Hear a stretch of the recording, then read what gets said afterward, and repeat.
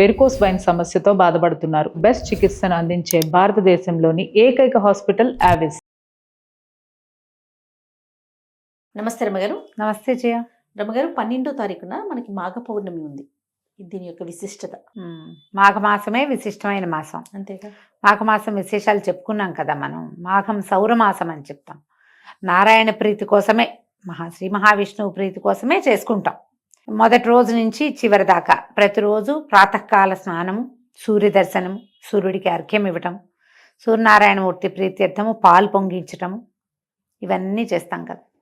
స్నానం చాలా ముఖ్యమైనదిగా చెప్పుకుంటాం కదా. ప్రాతకాల స్నానం, సూర్యోదయానికి 1 నిమిషం ముందు స్నానం చేయటం, ఉదయించిన సూర్యబింబానికి నమస్కారం చేయటం. అయితే ఈ మాఘ పౌర్ణమి కూడా చాలా విశేషమైన రోజుగా చెప్తారు. మహామాఘి అంటారు. మామూలుగా మనకి ప్రతి పౌర్ణమి విశేషమే. పౌర్ణమి నాడు ప్రత్యేకంగా స్నానం చేయటము, అర్చన చేసుకోవటము, లక్ష్మీనారాయణలైనా అర్చించాలి, శివారాధన అయినా, సత్యనారాయణ వ్రతాలు చేసుకోవటాలు, ఇవి మనం ప్రఖ్యాతంగా వింటాం కదా. అయితే ఈ మాఘంలో ఈ పౌర్ణమి నాడు సముద్ర స్నానం చాలా విశేషంగా చెప్తారు చేయ. మామూలుగా మనకి సముద్ర స్నానం తెలుసు, కార్తీక పౌర్ణమికి చేస్తాం కదా. దానికి ప్రత్యేకంగా ఉంది. ఆకామావై అంటారు. ఆకామ అంటే ఆషాఢ పౌర్ణమి, కార్తీక పౌర్ణమి, మాఘ పౌర్ణమి, వైశాఖ పౌర్ణమి.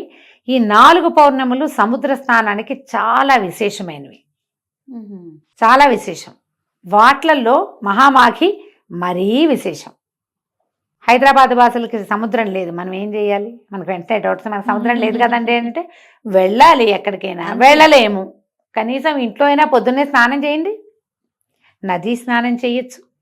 సముద్రము చాలా విశేషంగా చెప్పబడుతుంది ఇక్కడ. మామూలుగానే మనం ఒక వాక్యం చెప్పుకుంటాం, నదీనాం సాగరోగతి అని.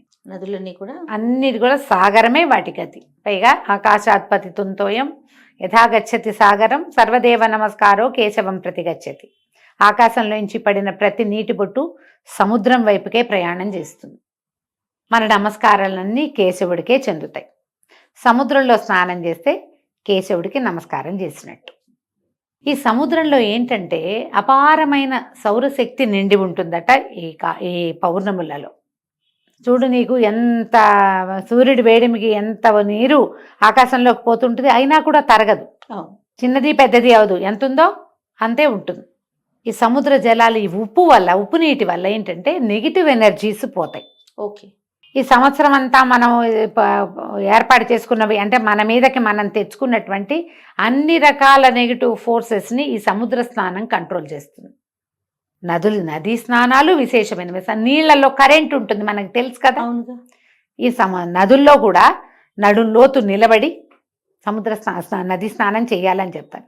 సముద్రంలో కూడా 40 మినిట్స్ అయినా ఉప్పు నీళ్ళల్లో కనుక స్పెండ్ చేస్తే వచ్చాక మళ్ళీ బయటకు వచ్చాక మామూలు స్నానం చేసుకుంటాము. ఇది ప్రత్యేకంగా చెప్పబడే క్రియ కాబట్టి జీవితంలో కొన్నిసార్లైనా, కొన్ని పర్వదినాల్లో అయినా, కొన్ని పౌర్ణములైనా, కనీసం ఒక్క పౌర్ణమైనా సముద్ర స్నానం చేయండి. మామూలుగా అమావాస్య పౌర్ణములకి ఆటుపోట్లు పెరుగుతాయి కాబట్టి సముద్ర తీరాలకి వెళ్ళకూడదు అని నియమం.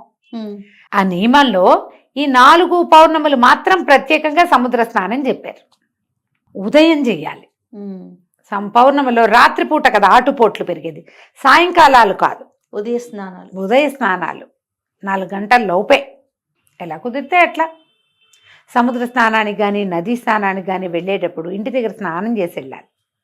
పాచి మొహంతో, పాచి బట్టలతోటి నదుల్లోకి దిక్కకూడదు, సముద్రంలోకి అసలు దిక్కకూడదు.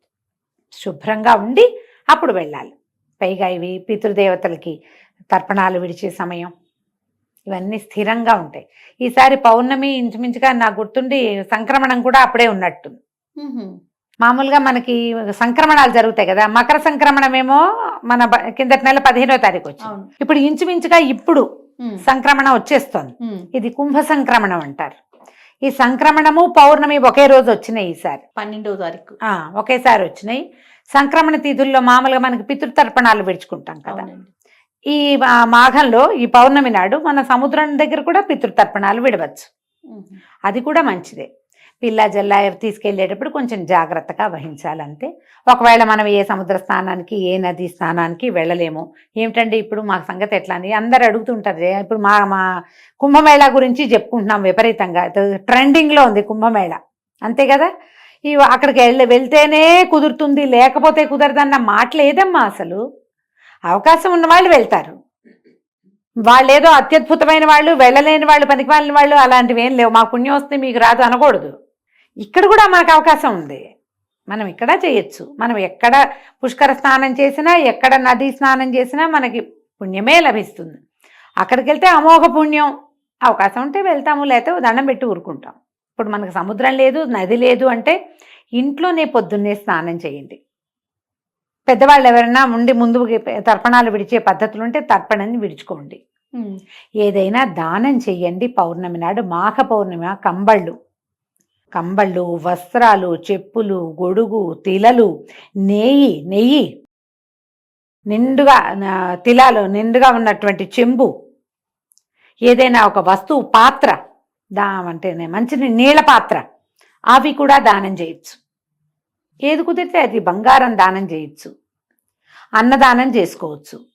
ఏమి చేసినా అద్భుతమైన ఫలితం లభిస్తుంది. మీరు మామూలుగా ఎప్పుడు చేసినా దానం మంచిది. పర్వదినాలలో చేస్తే ప్లస్, మరి మంచి. పర్వదినాల్లో ఏవి చేయాలని చెప్పబడిందో అవి చేస్తే ఇంకా ప్లస్. వేసుకోండి కొన్ని ప్లస్సులు అవకాశం ఉన్నప్పుడు, అంతే. ఈ మాఘ పౌర్ణమి రోజున దానం చేసుకోవచ్చు. పగలు ఉపవసించి సాయంకాలం భోజనం చేస్తే మంచిది అవకాశం ఉంటే.